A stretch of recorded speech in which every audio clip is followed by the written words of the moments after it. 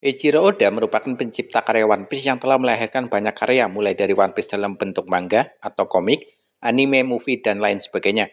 Tentu dalam menelurkan One Piece selama lebih dari 25 tahun telah banyak goresan-goresan yang dituangkan dalam cerita. Tentu dalam kurun waktu yang lama dan padatnya jam kerja Eiichiro Oda dalam menggambar One Piece, tentu kadang ada beberapa gambar yang berbeda ketika digambar di beberapa chapter yang berbeda.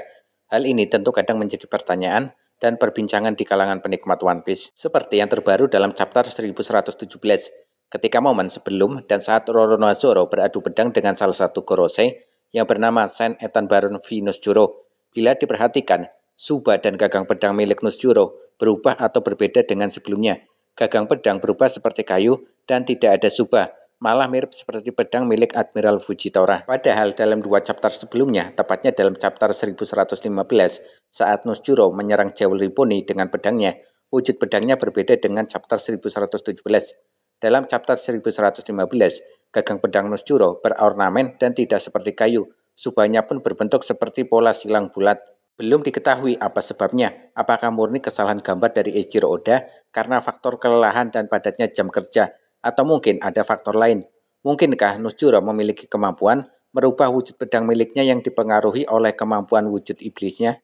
Biasanya bila menyadari ada kesalahan gambar dalam versi manga ataupun chapter dan telah dirilis, maka akan diperbaiki atau dirubah di versi cetak dalam bentuk komik, sehingga nantinya ada perbedaan gambar dalam versi manga atau chapter dengan versi cetak dalam bentuk komik. Dalam chapter 1118 terlihat samar-samar pertarungan Nusjuro melawan Zoro di dekat kapal Thousand Sunny di belakang Nami.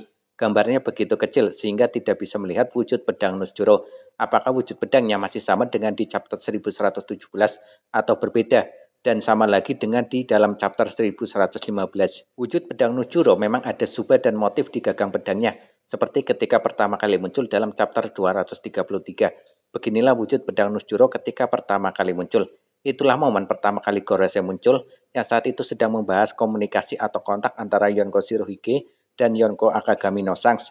Selain itu, mereka juga sedang membahas mencari pengganti untuk mengisi posisi Shichibukai yang kosong setelah kekalahan krokodil. Pedang milik Nusjuro mirip seperti pedang terkutuk Kitetsu, dan belum banyak informasi yang menjelaskan pedang ini. Namun ciri-cirinya mirip seperti pedang Kitetsu, mulai dari gagang pedang dan suba. Sampai chapter 1118 belum diketahui nama lengkap pedang milik Nusjuro ini. Beberapa pedang Kitetsu yang sudah dikonfirmasi yaitu Sandai Kitetsu yang dimiliki Zoro dan digunakan di tangan kiri Zoro. Zoro mendapatkan pedang ini di toko pedang di Lockdown dan masih digunakan sampai chapter 1118.